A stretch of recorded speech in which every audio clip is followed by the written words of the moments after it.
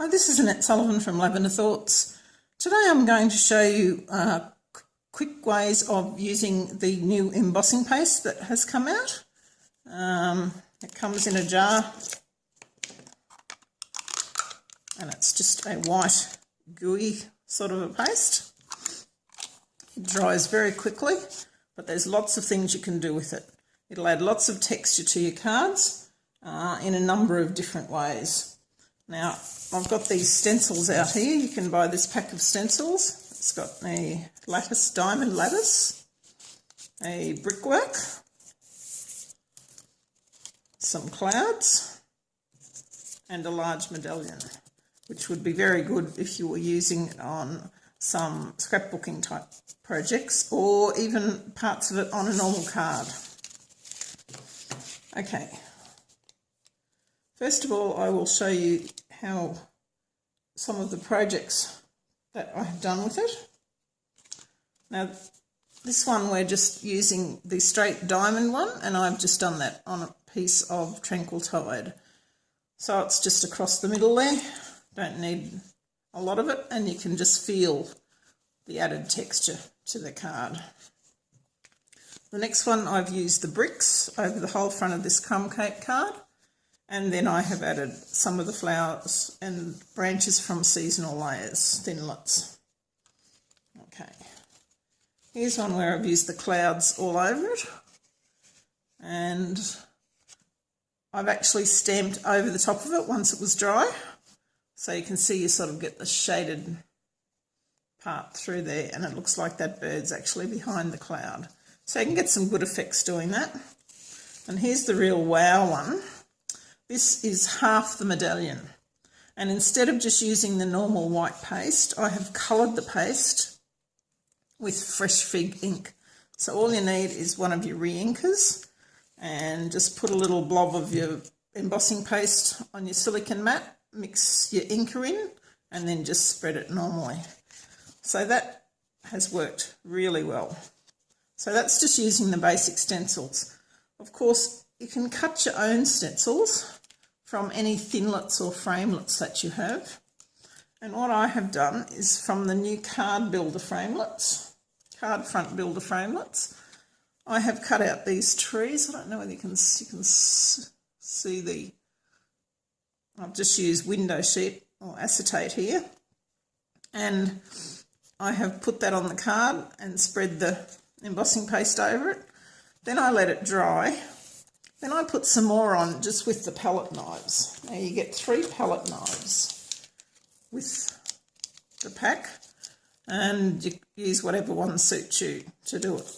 So I use this particular one, and I just picked up some of the paste and I just went like this to try and get some wavy bits in the snow. Haven't seen a lot of snow myself, so I'm relying a lot on pictures. So when I put this layer on, I then put some more little bits over the top of the trees, and then I just spread some of the Dazzling Diamonds glitter over it. I don't know whether you can see how sparkly that's come up, but that is very 3D now, and that glitter's not going to come off. Okay, another way of using the texture is on this little bear here. Put just little blobs, and I've actually used my finger for this one, and I've just gone like this so that you're giving the bear the added texture so it looks like he's nice and fluffy. Here's another one that's just straight on the card, and some places I've put a second layer over it so you can see once it's dry the stencils will still line up pretty well, and you can just put it over the top of it. So there are some of the uses for it. Now what I'm going to show you now is another use, which is using embossing powder. So I'm just going to put the stencil straight over it like that. But first of all, I'm going to put it on a silicone sheet. That way, if any bits go over the edge, they're not going to go on the paper and get stuck on everything else, and you can easily wash it off. Now the trick with this embossing paste is once you use it, it dries pretty quickly. So you need to make sure that you wash your stencils and your palette knives, anything else you use, pretty quickly.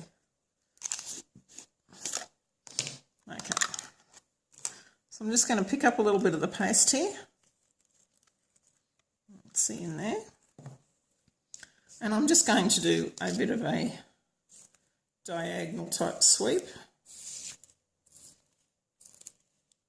And it doesn't matter how even or uneven you get it. You're just trying to get a textured look.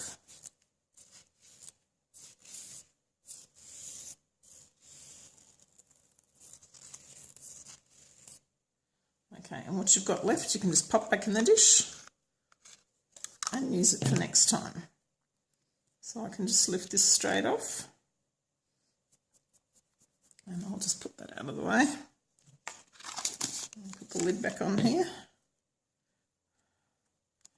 Now you can probably just see those little bits, but what I'm going to do now is get some copper embossing powder.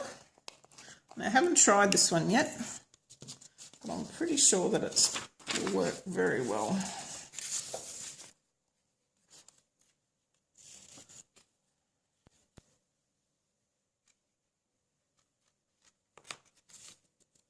And you can see that that's sticking quite well to it.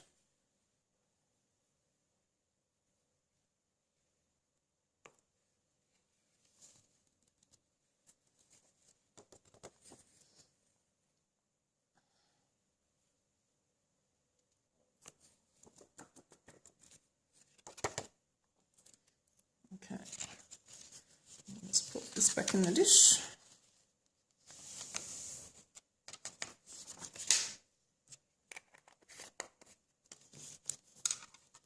Another one of these great silicone mats.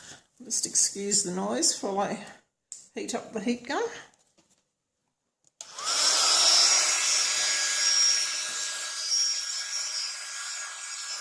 And it's always better to let the heat gun get hot before you use it, so it doesn't blow any of the excess off it. Now, just before I start, I can see there's a little piece of thread or something on there, so I'm just going to pick that up before I go, or maybe not.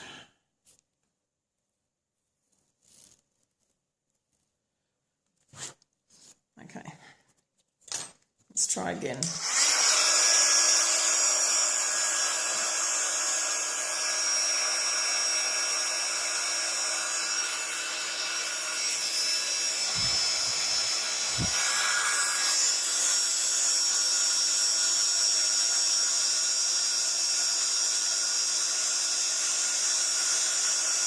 See that's starting to not very well.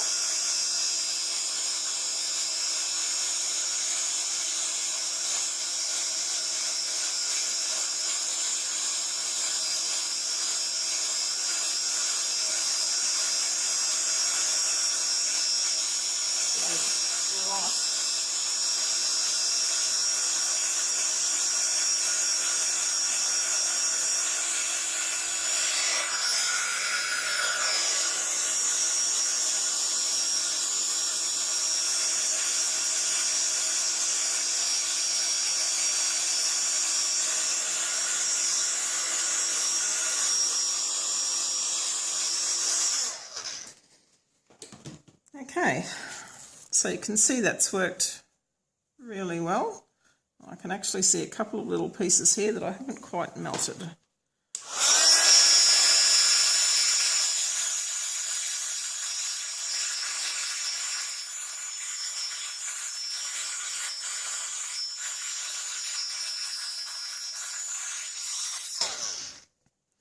Okay, now never be tempted to put your finger in it to see whether or not it has all melted, because it reaches incredible heat and you'll end up with first degree burns. Very bad burns if you do.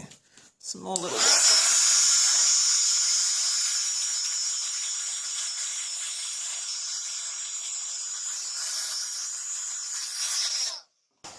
Okay, so we have one beautifully copper embossed piece of very vanilla cardstock which I'll use in a project which you'll find later on my blog.